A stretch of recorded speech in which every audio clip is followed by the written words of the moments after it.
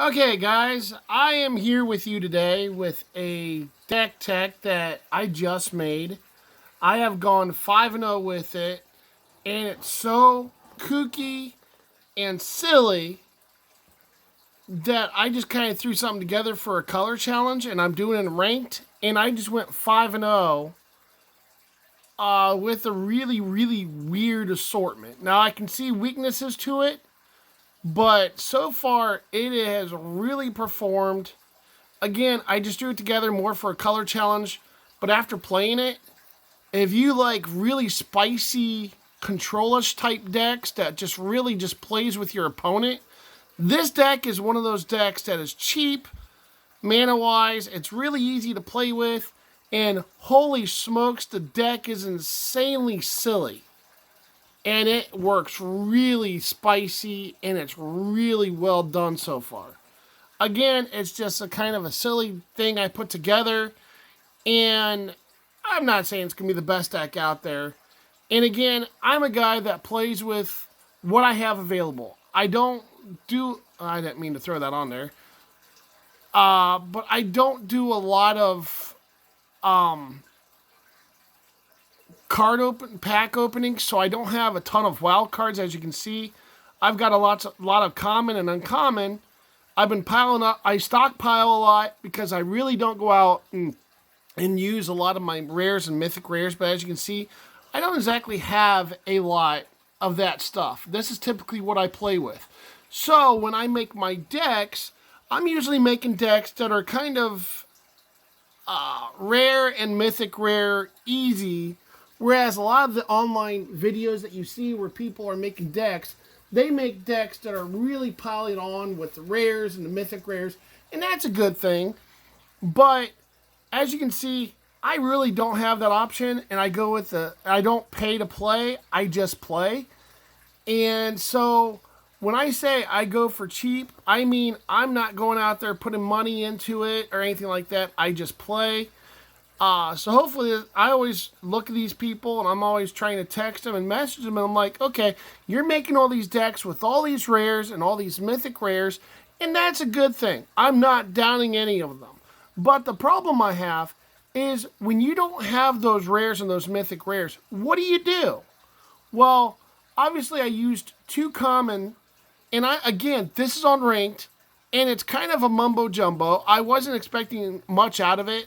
Again, you can see the title on it. I put down no idea because I really didn't. I was not planning on doing this video, but so far the deck is really exceptional. And that's the reason why I'm taking so much time to explain things, because on this channel, I'm working with decks that are low into rares, low into mythic rares, and I try not to use more wild cards than I have to. Now, obviously, I'm more willing to spend the wild cards on the commons and uncommons because I got plenty of those, and it don't take much to get those. But the rares and mythic rares are really hard to get. And at one point, I had 16 rares. I had 14 mythic rares. I had 89 uncommon and about 215 common. So that tells you what kind I'm playing with. And I mean, I went a span of almost 6-7 months without touching it.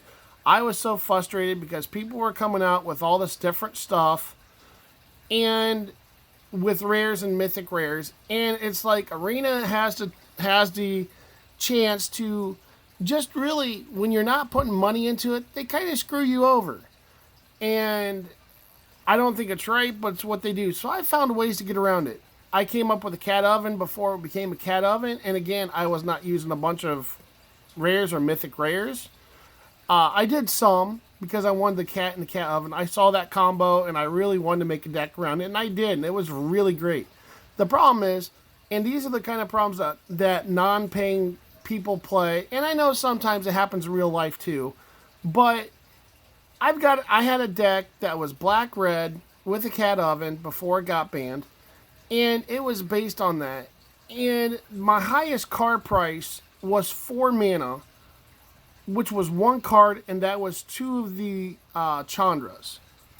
After that, it was 3 mana or less, with about 60% of the deck being 2 or less mana. So In Arena, almost every game was only giving me 2 mana, so to make my deck work, I needed 3. Now, I know you can have that in real life, but not every stinking game. Like, literally, I played almost 30, 40 games straight. In each one of those games, I think I had one out of every 10 games gave me more than 3 mana, but that was all I drew in those games. So, and again, I'm not here to complain about Arena, but I wanted to really point out how I build my decks, why I build my decks, and the point of my decks. And again, in this case, again, as you can see, my deck, which is called No Idea because I didn't know what to expect. Again, it's 5-0, and it just plays with your opponent. And you're going to see what all it does. I have gone against creature happy spells, which, yeah, I have some weaknesses against that. But again, with what I can do with these spells, I only have one spell, four of one spell, that is more than 3 mana. But the nice thing is you also go -3 mana. And again, I'll get into it, and I'm going to get into the deck. I know I spent all this time, but I really want to express how I build my decks and why my channel is so great when it comes to the deck building. I'm going on different ideas on my channel. I want to be encouraging and uplifting, and that's the purpose of my deck. But this deck is fantastic, and I know I just spent 6.5 minutes on all that. But here we go into the deck. Sorry it took me so long to get there, but I really want you guys to understand. I am building decks that is built around non-rare and non-mythics and still be a challenge. And every single deck has been that way. And yes, I have used some rares. But again, that's why I'm at 1 and 9 on the mythic rares. And the mythic rares I've been piling up lately because most of the cards I got was from the rare category. So anyway, so here we go. So I'm starting off with, I have 4 of everything, not including the land. But I'm starting off with the Null. Counter target artifact or enchantment spell. That has come in handy. I've had white try to throw spells that pretty much exile your creatures. This counters that. I've had spells where if you throw an enchantment creature, this counters that. So I've had a lot of that going on. Now I did have wizard class, but evidently that's not good in standard, even though it has the wolf symbol on it. So I don't know. So my next card is Bubble Snare. Again, I'm going to take a couple shots. Mostly I expect my Ruined Crab to be able to block it to 0/3. But enchant creature, if I kick it for 3, which I've done twice, most of the time I just let them get through or I block something small. When Bubble Snare enters the battlefield, if it was kicked, tap enchanted creature. But if you don't pay the kicker, then basically once the creature taps, then enchanted creature does not untap during its controller's untap step. I don't know what happened with the burps. That came out of nowhere. But I have a way to take care of that too. My next card is Merfolk Windrobber. Again, it's not going to do a lot of damage. This deck is built on mostly trying to kill the opponent with mill. It's very, very slow with mill.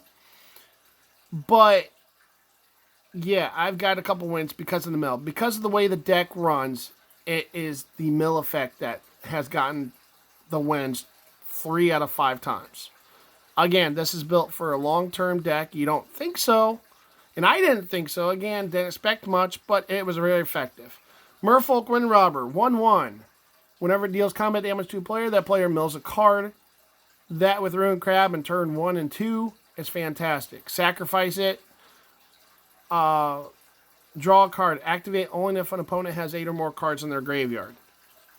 A little bit of card draw. Network Disruptor. This works with Bubble Snare. When Network Disruptor enters the battlefield, tap target permanent. I've also done it on my turns to get damage in after I stole creatures. And got a win in 2 games from that. Oops, I didn't mean to hit that. Obviously, Ruined Crab is a very, very popular card for mill. Whenever a land enters the battlefield under your control, each opponent mills 3 cards. I could put more emphasis on mill, but that card, by mid-game, you should at least probably have 2 down and be hitting pretty hard. Unsummon, return target creature to its owner's hand. Again, I'm playing 4 of everything. Deliberate, again, a little bit of selection and card draw. Scry 2, then draw a card. So I get to look at my top 2, keep them on top, or put them on the bottom, and then draw pretty much the top card of those 2. Or if you get rid of both of those, then you draw the top card. Pretty self-explanatory. Enter the Royal. Return target non-land permanent to its owner's hand. If the spell was kicked, draw a card. Basically, it's a 2 mana. If I kick, whenever it says kick, it's basically if I add that extra mana to the initial paying cost, then you do the kicker activation, which is, in this case, drawing a card. Again, I'm trying to do this when I can draw cards. That comes in handy. Negate, counter target non-creature spell. I got to protect my creatures. There's a lot of control going on right now. So that's where that will help. All the unsummoned into the Royal, those are good to protect my crabs. That sounds so wrong. The Network Disruptor is good for a little bit of attack. Again, no big deal if I lose it, but the main purpose is to tag something. Maybe to get an attack in, maybe to put it so that way the Bubble Snare is in effect. It depends. The Ruin Cat Crab is your main focus on the mill. And again, the Unsummon into the Royal and Negate really protect it. I've used mostly Unsummon and into the Royal to go after the opponent's creatures, but I have also used it on the Crab. Very helpful in either case. And then my stealing card is Law Mage's Domination. Law Mage's Domination. Now here's where it gets fun, and this is why mill is so important in this deck. Again, you already saw what the Merfolk Wind Robber does. You block a creature. You have 8 cards in the opponent's graveyard. You can sacrifice it for a card draw. I don't have a lot of card draw, but I have enough.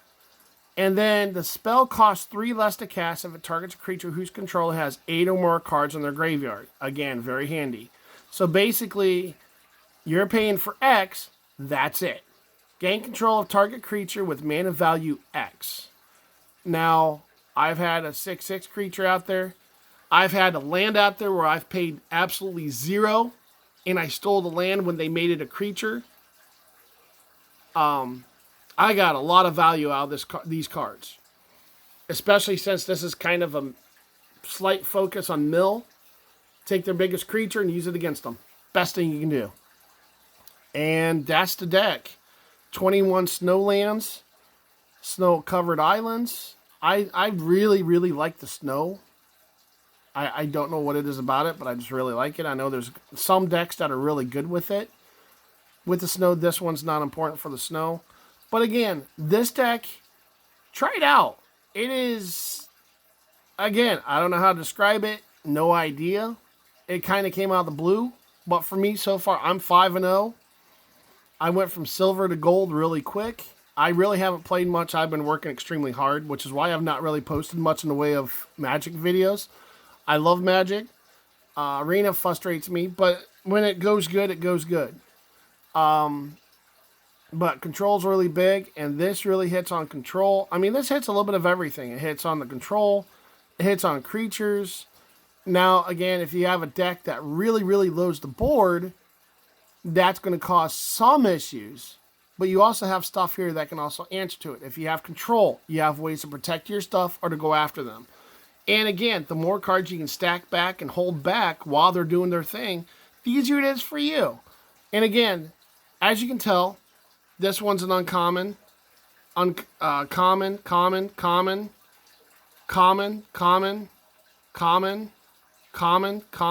and common. No rares, no mythic rares.